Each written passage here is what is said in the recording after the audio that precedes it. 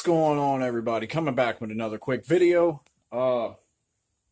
This thing, since it needs valve stem seals, I was wanting to do it with the head on, but this head that I got yesterday is what I think it is and what they said it was, which we're about to find out. I'm going to show you how to double check, and look. But then this head's going to the machine shop, get cleaned up, hot tank checked. Now I'm going to put my skunk tube valves, stem seals in it. Run a little low on sleep, so bear with me.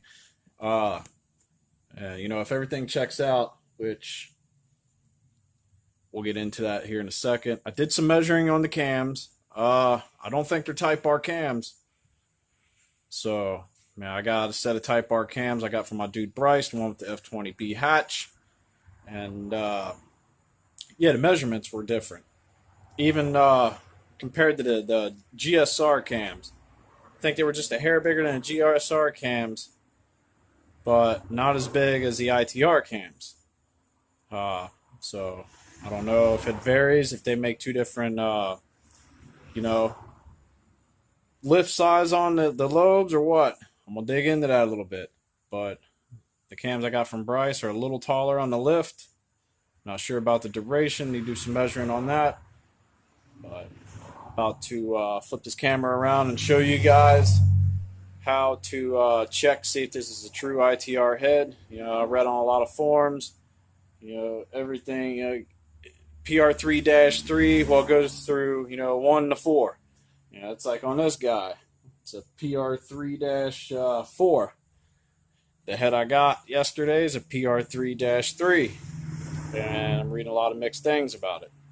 So, enough talking. Let's get into it. Alright, so what you're going to want to do, obviously, first get your cams off, keep everything in order and whatnot.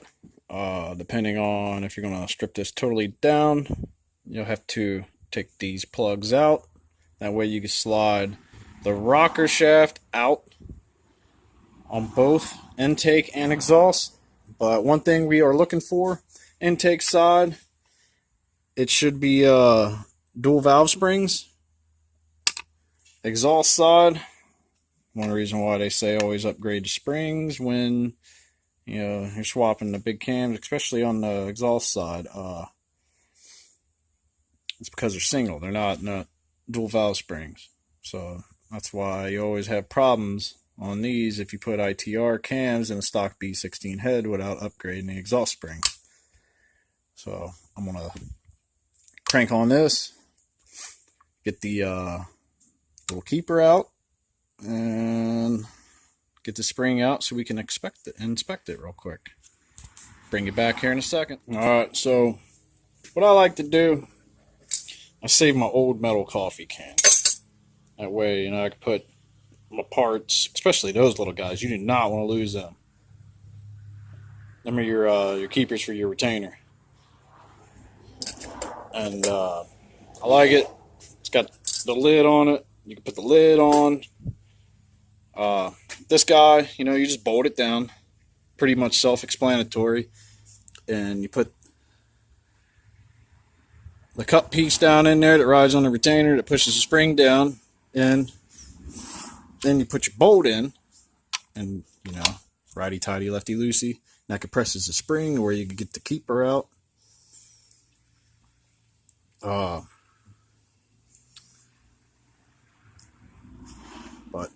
I'm ready to back this out. I got both of them out, so I'm gonna get this out, get the spring out, and we'll see if she's dual spring.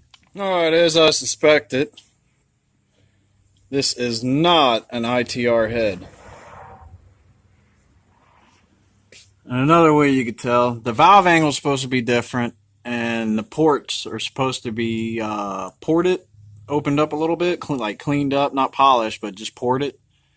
I can't really tell because there's so much carbon in there. Only way to tell is, take a little dial bore indicator and, stick in there the small winds and pull measurements and compare it with the, the B16A2 head. But this guy is stamped at 2000. So whatever this came off of, it was a 2000. Same as this one. This one's a 2000. But it's PR 3-4.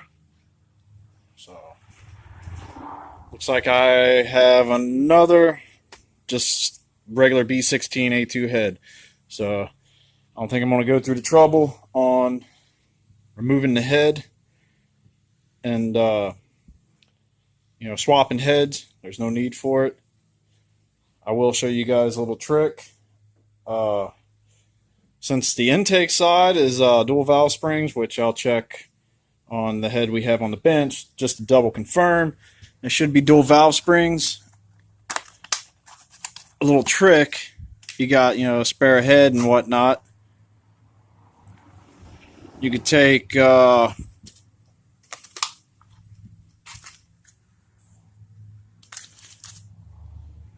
the other head that you have a spare and double up your springs like as they would be on the intake side, and that'll stiffen it up enough to where you could probably run the ITR cams and be safe, but I wouldn't max it over $8 grand, 8,500, whatever the max red line is, until you upgrade the valve train. So alright, I guess I'm going to get the intake side off, just to double confirm that they are dual spring on intake side. Alright, so there you have it, intake side. That little guy down there, dual spring. So that just confirms, that's one way to tell if you have the ITR head, because it needs the beefier valve train, especially on the exhaust side. If it has the ITR cams, if it's ITR head. So just one way to double check and confirm it. So I'll set this stuff in my little tin can and call it a day.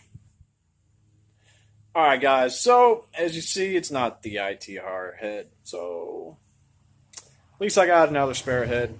I can build it up. I can do my own little port on it if I want, make it better. Only thing that sucks, the ITR heads do have a different valve angle. They're better, and from the factory they already come ported. So I was hoping I scored, but obviously I didn't. But I couldn't beat the price on it. As long as the head checks out good at the machine shop, I'll be happy. So thanks for watching. If you guys found this video helpful, be sure to hit that thumbs up button. If you got any comments, if you like the content you see, be sure to like, share, and subscribe. I'll catch you guys on the next one.